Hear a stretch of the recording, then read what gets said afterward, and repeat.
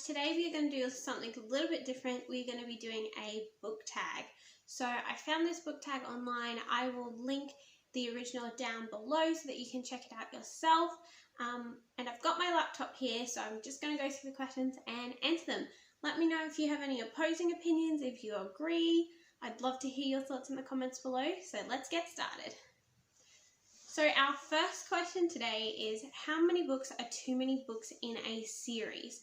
So for me personally, I don't have a super big preference as long as the story remains engaging and basically you don't get periods where there's just like it's dragged out, or there's bits where you could just have cut that whole section out and it wouldn't have mattered to the plot.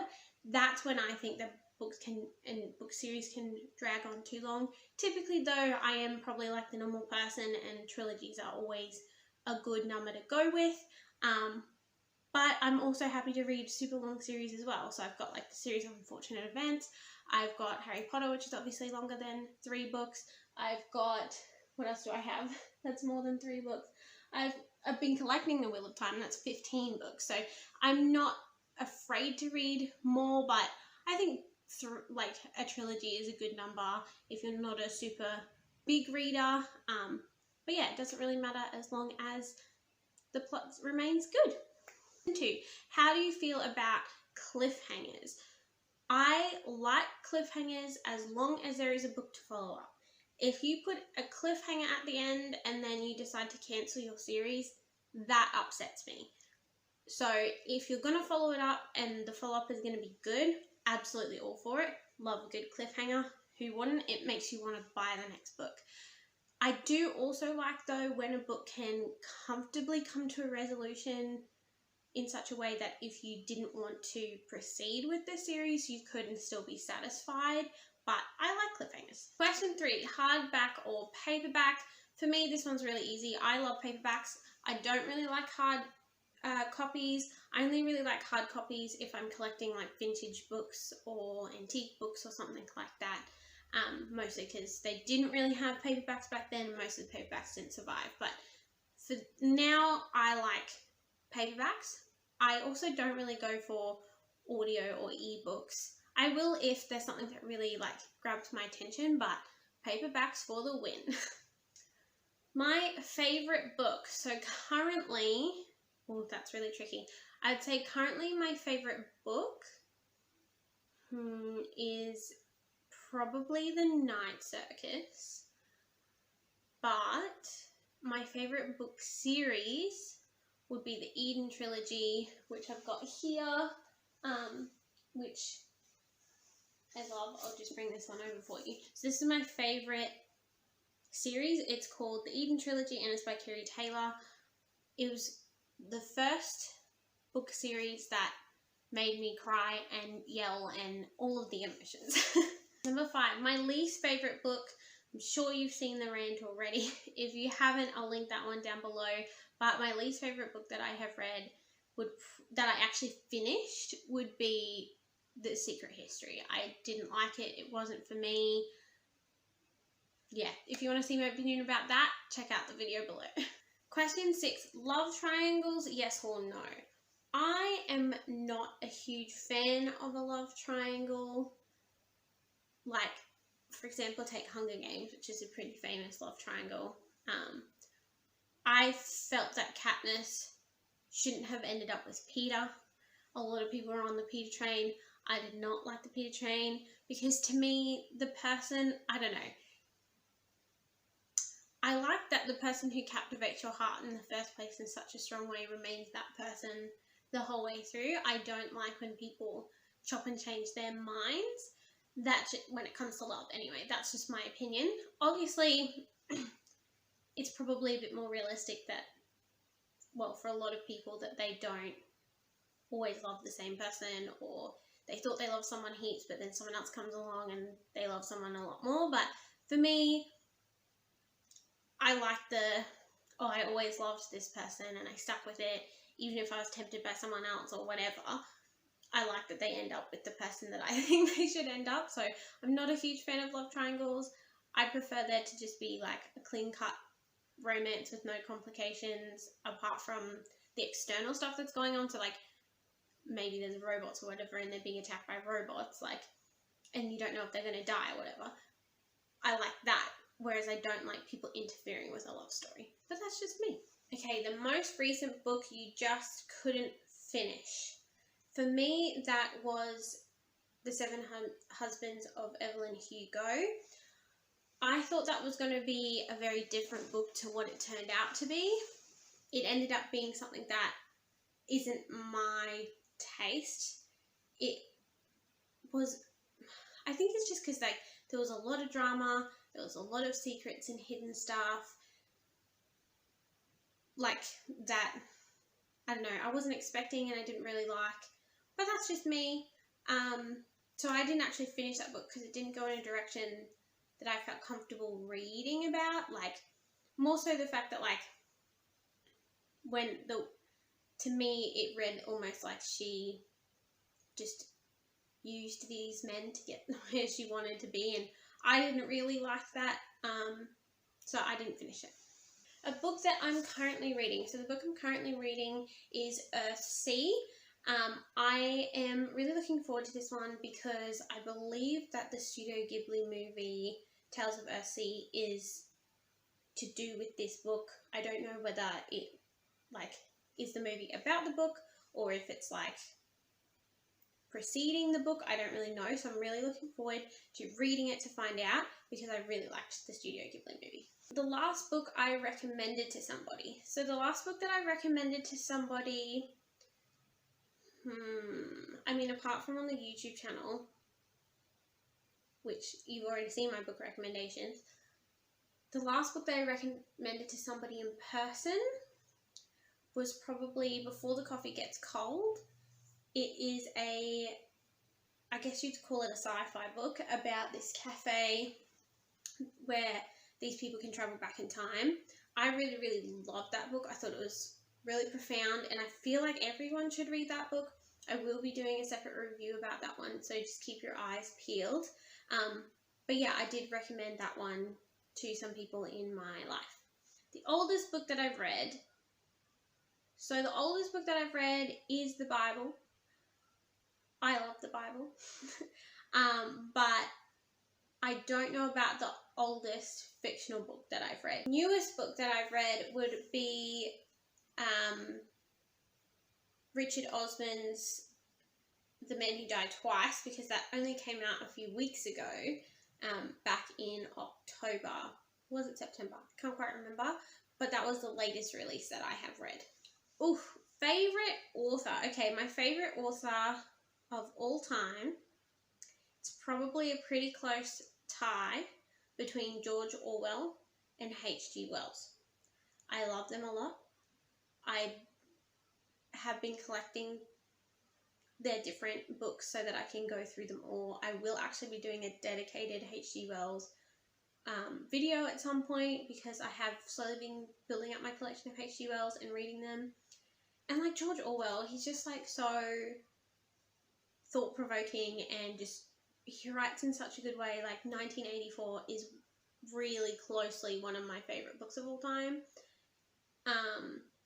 So yeah, I love those two as authors, even though they're completely different styles and go in completely different directions. I really like both of those authors. I probably couldn't pick between the two. Buying books or borrowing books? I think, for me personally, I prefer buying books because if it's a book that I end up really loving, I just want to hold on to it forever. I don't throw out my favourite books. However, I definitely enjoy borrowing books. I think there's something important about borrowing books. Like, libraries are amazing. I think if there's some books that you aren't sure if you'll like them or not, you should probably borrow them, and then if you really love them, buy a copy and hold on to it. For me though, I buy a lot of second-hand books, so I kind of get the best of both worlds in the sense that like I don't get the price tag of a fully bought book, so it's still kind of cheap, but it's still something that I can keep, whereas obviously borrowing books you have to return. So I would say buying books for me personally, but I definitely recommend borrowing books to people, or like borrowing them from people if you don't have a local library, because how are you going to find out if you like it if you don't read it, and you might not want to, or might not have the money to spend on it. So I would say borrow the book, read it, see if you like it. If you like it, buy a copy, because then you can do whatever you want. Like, a lot of people annotate their books. I don't, but I know a lot of people who do. A lot of YouTubers do that. So I would say if you are someone who likes to write in your books, maybe borrow the book first, see if you like it. If you really like it, buy the book so you can annotate or do whatever you want with it. A book you dislike that everybody else loves. So I've already mentioned them. The Seven Husbands of Evelyn Hugo, that's a hugely popular book, especially in the BookTube and BookTok community, and I just didn't like it. I didn't finish it. The other book is obviously The Secret History. That is an unpopular opinion. A lot of people really love that book, and I just didn't have that connection to it that other people seem to have, and I just did not enjoy reading it really at all. I read it more because I was hoping it would get better, and it never did. So I probably should have just DNF'd it, but I had hope that I would enjoy it, and I didn't. But yeah, they're the two books that I didn't like, but a lot of people really do. Bookmarks or dog ears? I have to admit, I used to be a very strong dog ear person, especially when I was a teenager. Now though, because I've collected enough bookmarks that I can kind of have them in every room and in my bags and stuff, I do bookmark now rather than dog ear. If I don't have a bookmark, instead of dog earing the book, because part of me is like, oh, it's ruining the page. I think I appreciate books a little bit more than I did as a teenager. Instead of dog earing or having a bookmark, I will actually remember the page number or try and stop on a chapter so I can just remember what chapter I was at. That can get pretty difficult, but I almost always can find my place back, even if I have forgotten the number. So yeah, that's what I do. But I would say bookmarks. Number 16, a book you can always read.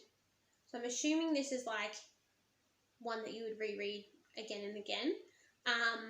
For me, it would probably be the Eden Trilogy series, or an individual book, the Bible, or if not the Bible, it would probably have to be, I don't know, what book would I read again and again? Ooh, probably The Witcher, actually, but not the actual Witcher, but the very first one, which is the short stories, which is called The Last Wish. I would probably say I'd read that again and again because I really loved that. Number 17, can you read while listening to music? I don't know if I've ever tried. I feel like I'd be okay with that because I can watch TV while I read a book, as long as the TV program's not something that I am really engaged in. If it's something I'm like meh about, or like say it's the shows that I put on for my kid, I would be able to read a book while doing that. I think I have actually read books while listening to music in the car. So, like as a passenger. So I think I would be able to do that, but it's not something I prefer to. Like, I don't put on music and then read a book. I don't do that. But if someone else has music playing, I won't tell them to stop just so I can read. One point of view or multiple point of views? I think for me, the singular point of view is my preferred. Like, I like just getting the full story in one person's eyes. But in saying that, I don't have a preference, whether it be from the main person's point of view, whether it be from like a third person point of view, whether it be the villain's point of view. Like, I don't mind what, but I think I do prefer the continuation throughout the whole book rather than it starting between other people's perspectives.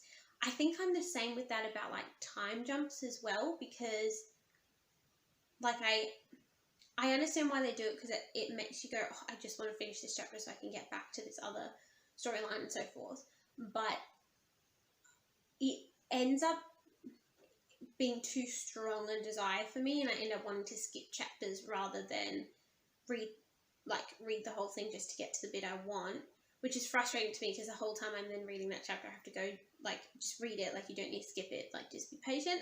And I think that can do more harm for me than for good, so I would prefer the singular point of view. Number 19, do I read books in one sitting or over multiple days? Honestly, it depends on if I have the time. If I have the time, I will 100% sit down and read a book in one sitting. I will just sit there all day and I will finish a book from start to finish, no matter how many pages it is.